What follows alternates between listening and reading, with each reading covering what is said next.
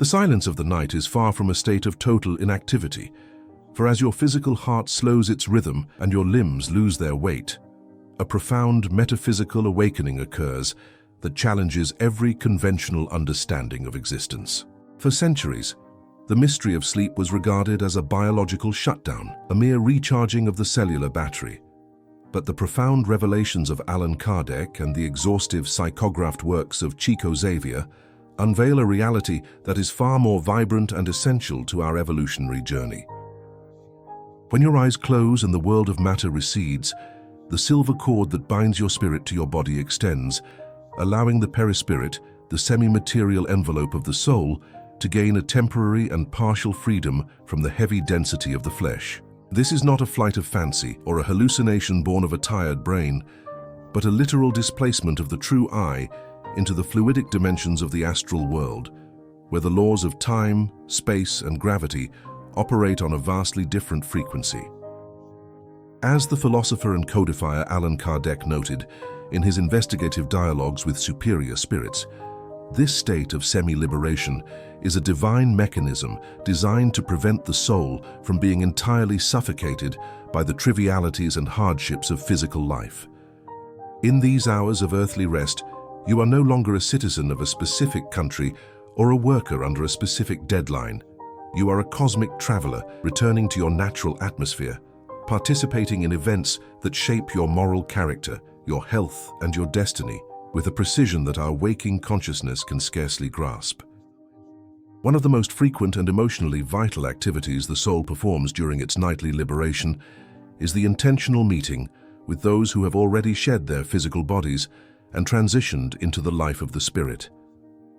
When Allan Kardec questioned the spirits about why we often dream of the dead, the answer provided was transformative. These are not mere memory residues, but actual vibrational synchronizations where love acts as a magnetic compass,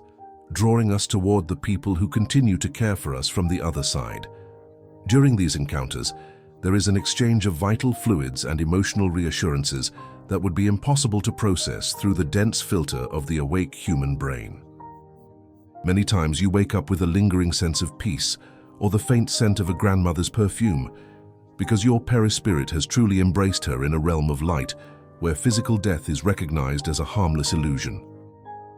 These meetings serve to fortify our emotional resilience, providing us with the silent strength to face our grief and continue our terrestrial mission, knowing deeply that the bonds of affection are not severed by the grave, but are actually reinforced in the freedom of the sleeping state. It is a time for forgiveness, for the resolution of unspoken words, and for the affirmation that in the spiritual universe we are never truly separated from our true family of the heart. While the body recovers its physical energy, the soul is often led by its guardian angels or mentors to vast centers of intellectual and moral study known as spiritual schools or colonies of higher learning. As psychographed by Chico Xavier in the detailed descriptions provided by the spirit André Louise, these astral cities are equipped with advanced technology and pedagogical methods that far exceed anything currently available on Earth. In these ethereal classrooms, we study the laws of universal magnetics, the ethics of cosmic fraternity, and the intricate consequences of our daily choices upon our future reincarnations. Many people experience a sudden breakthrough in a complex scientific problem or a creative masterpiece during their waking hours, because their spirit spent the previous night studying those exact principles with masters who reside in dimensions of higher vibration. This invisible education ensures that the spirit continues its expansion even when the body is idle, preparing us for the great transitions and moral tests that await us in the physical world. We are, in effect, students of two worlds, bringing back fragments of celestial wisdom that we label as intuition or genius, unaware that we are simply remembering the lessons we attended while our heads were resting on a pillow. A significant portion of the nocturnal period is dedicated to selfless service, where our souls are recruited into relief brigades that operate in the shadow zones of the astral plane known as the umbral. Allan Kardec teaches us that the quality of our sleep is determined by our moral state, and those who strive for goodness during the day are often given the opportunity to act as auxiliary helpers in spiritual hospitals or rescue missions. Under the guidance of superior spirits, our souls offer their own vital energy, rich with the unique properties of an incarnated being, to help stabilize distressed spirits who have recently passed away in states of confusion or trauma. This work is intense and requires great discipline, which explains why many individuals who are committed to spiritual growth wake up feeling a distinct physical exhaustion despite having slept for many hours. This tiredness is a noble sign that your perispirit was engaged in the invisible labor of comforting the afflicted, illuminating dark corners of the spiritual world with the light of compassion and active fraternity. By serving others in the state of sleep, we balance our own karmic debts and refine our capacity to love, proving that our real work as spirits never truly ceases, regardless of the sun's position. The state of sleep allows the soul to bypass the temporary amnesia of the physical brain and access the deep archives of its previous lives, which Allan Kardec describes as the latent memory of the spirit. During the day, the brain acts as a protective shield, focusing our attention solely on the current incarnation to ensure we do not become overwhelmed by past errors or nostalgic for previous glories. However, during the semi-liberation of sleep, the soul can revisit scenes from historical eras it once inhabited, finding the root causes of current phobias, irrational dislikes, or deep-seated talents that seem to have appeared from nowhere. These are not random fantasies, but vital archaeological digs into our own subconscious, aimed at providing us with self-knowledge and the clarity to break negative cycles. When you dream of a specific ancient city with an intimacy that feels like home, or if you find yourself struggling with a language you have never studied, your soul is likely navigating the corridors of its own history. This process of remembering is crucial for our reconciliation with the past, allowing us to understand that our current personality is just one chapter in a sprawling, multi-lifetime epic of spiritual evolution. Every individual has a spiritual protector or guide who oversees their development, and the hours of sleep provide a rare opportunity for direct, conscious strategic planning between the soul and its mentor. In these moments of high-level counsel, the spirit reviews the events of the previous day, evaluates its failures and successes, and plans the necessary actions for the days to come to stay aligned with its pre-reincarnatory contract. Allan Kardec emphasizes that while we possess free will, we are never left to navigate the complexities of life without a roadmap, and this roadmap is frequently adjusted and reinforced during these nightly consultations. You may wake up with a sudden, firm decision to change your career,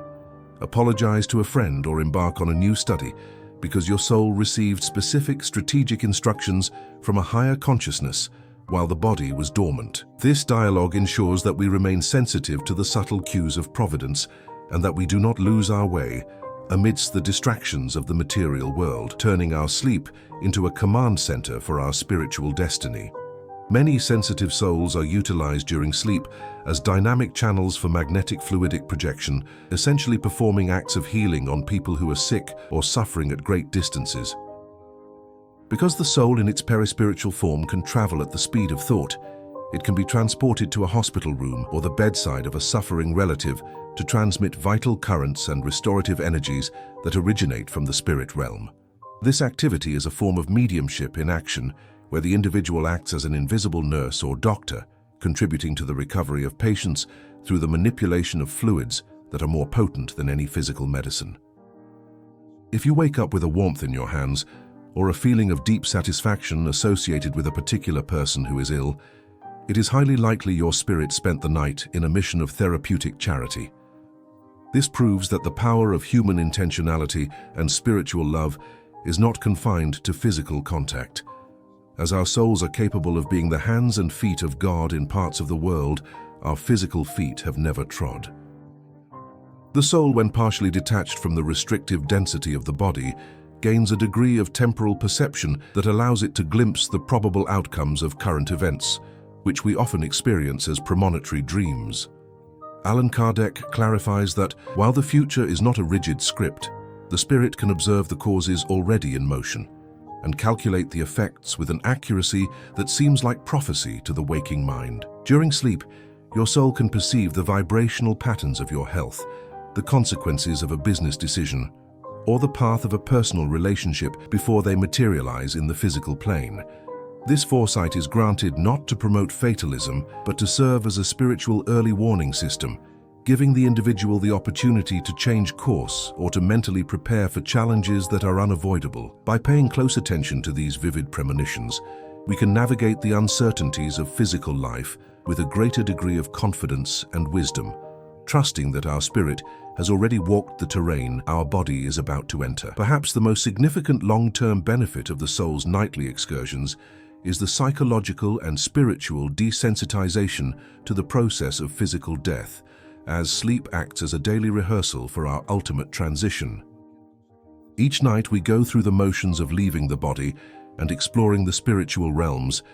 proving to ourselves at a subconscious level that our consciousness exists independently of our biological organs. Allan Kardec teaches that for the enlightened spirit, death is simply a longer and more definitive sleep, and the familiarity gained during nightly travels removes the instinctual terror of the unknown. Those who develop a conscious connection to their sleeping state often face their departure from Earth with a smile of recognition, as they are simply returning to the places they have visited every night for decades. This consistent training ensures that when the final call comes, the soul is ready to shed the heavy garment of the flesh with grace and joy, stepping into the light as a veteran traveler returning to a familiar and beloved home. During the state of sleep, the threshold between the dimensions becomes porous, and almost every human being operates as an involuntary medium, receiving communications from spirits who wish to send messages to the physical world. While many people are not mediums in their waking state, their perispirit remains sensitive to the vibrational influences of the spirit world, allowing for the transmission of ideas, artistic inspirations, and moral warnings from discarnate entities. Allan Kardec noted that many poets, composers, and innovators receive their most profound ideas as gifts during sleep,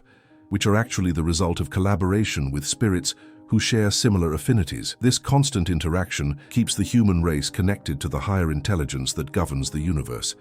ensuring that even the most materialistic person receives occasional nudges from the invisible realm. By acknowledging this nightly mediumship, we begin to realize that our thoughts are rarely entirely our own, but a part of a grand, interdimensional conversation that seeks to elevate the collective consciousness of humanity. Ultimately, the activities of the soul during sleep serve to integrate our multidimensional nature, ensuring that the earthly experience remains grounded in spiritual reality and that we do not forget our divine origin. As your soul returns to your body each morning, it brings with it a residue of the light and wisdom encountered in the higher spheres, which manifests as a feeling of optimism, a sense of purpose, or an unshakable inner peace. Allan Kardec's legacy reminds us that to live well is to dream well, and to dream well is to live a life of moral integrity during the day, for the vibration of our daily deeds dictates the height to which our soul can soar at night. We are participants in a grand cosmic rhythm where the rest of the body is the liberation of the spirit, a cycle that will continue until we no longer require the density of the flesh to learn our lessons. As you lie down tonight, do so with the realization that you are stepping onto a bridge to the infinite, ready to engage in tasks that define the very core of your eternal being.